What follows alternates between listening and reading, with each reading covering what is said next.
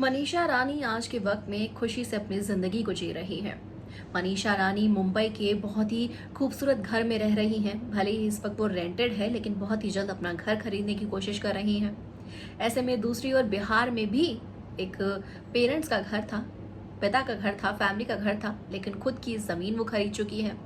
इतने आज सक्सेसफुल अगर मनीषा रानी है तो उसके पीछे एक बहुत बड़ी स्ट्रगल उनकी स्ट्रगल बनी कहानी है, उनके दुख है, उनके दर्द है, उनका हार्ड वर्क है। मनीषा रानी इन्हीं सब पर जिक्र करती हुई नजर आई है। मनीषा रानी आज जिस ऐशो आराम के साथ अपनी जिंदगी को जी रही है, एक पल ऐसा भी था कि वो मक्खियां भिन भिना रही है, बाथरूम ऐसा यूज करना पड़ रहा है जहां कई लोग ऑलरेडी जाते हैं, घर ऐसा है जिसकी ईंटें नहीं है। मनीषा रानी कोलकाता के कुछ ऐसे इलाके में रह चुकी है। मनीषा ने अपने लेटेस्ट इंटरव्यू में ये चीज बताई है कि कोलकाता जब वो अपने घर को छोड़कर चली गई थी, जब वो ये कोशिश कर रही थी कि कुछ रोजाना के पैसे कमा पाए, डांस सीख पाए और डांस से डीआईडी तक जा पाए और उसके बाद अपनी जिंदगी का जो सफर है, जो काम है, उसे पूरा कर पाए, तब मनीषा ने दिन के 500 रुपए कमाने के लिए भी बहुत मेहनत करनी पड़ती थी। कई बार लोगों से मिन्नतें करनी पड़ती थी काम के बदले पैसे लेने में। मनीषा ने बताया कि महीने का 1200-1500 किराया जाता था मकान का। सोचिए, इतनी पुरानी भी ये बात नहीं है, लेकिन कितना छोटा वो घर होगा जिसकी ईंटें भी नहीं थी, एक ऐसा घर, और ऐसे बाथरूम में वो जाती थी जहां कई लोग ऑलरेडी उसे यूज करते थे।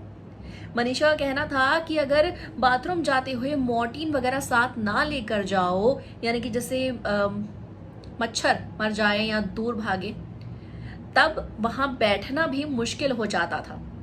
तुम्हारे ऊपर वो भिनभिनाते रहते थे।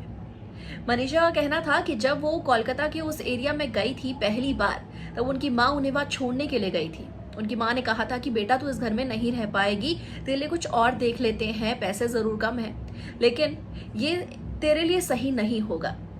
मनीषा ने कहा कि कहीं पहुंचना है तो यहाँ से ही शुरुआत करनी पड़ेगी और इसके अलावा कोई और ऑप्शन है भी नहीं। उन्होंने अपनी माँ को कहा हम एडजस्ट कर लेंगे।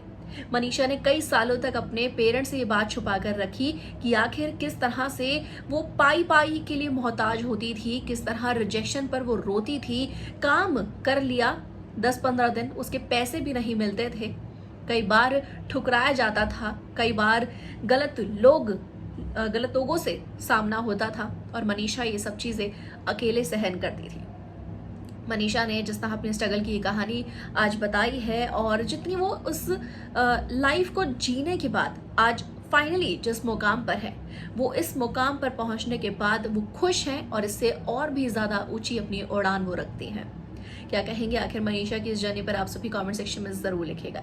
वीडियो को लाइक शेयर, चैनल को सब्सक्राइब के बिना बिल्कुल भी ना जाए।